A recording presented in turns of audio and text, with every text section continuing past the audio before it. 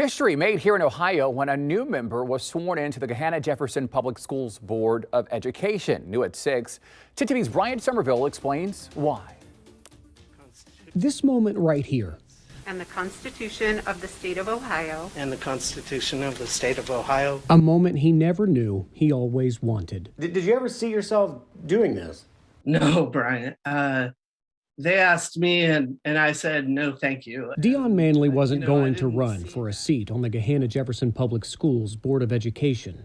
Not at first. I thought about it and I thought it what it entailed. And given what's going on out in the world today, I feel like now's the time for regular folks to step up, and I just couldn't say no. He couldn't say no to giving back to his daughter Lila's teachers, who have been a source of encouragement and inspiration to her since kindergarten.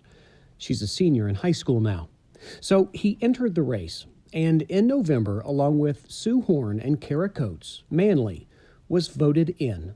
The feeling of having an entire community behind me, I couldn't believe it. Are officially a board member. His stances are, no doubt, what helped to get him elected. Wanting to be a voice for students and teachers, wanting to help with substitute teacher and bus driver shortages. The issues.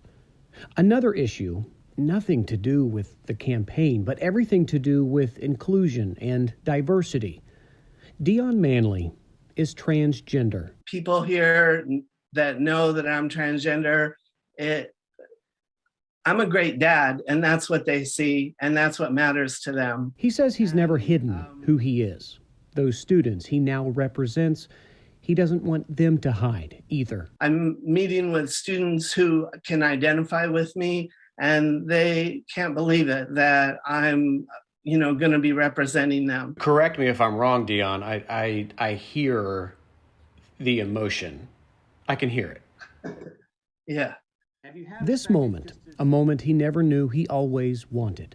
A moment for appreciation, respect, and gratitude he will now spend the next 4 years paying forward. You are going to be remembered by many as the first openly transgender person to hold a public office in the state of Ohio. An incredible accomplishment. I want to ask, though, how do you want to be remembered? Really, Brian, the greatest joy of my life has been raising my daughter.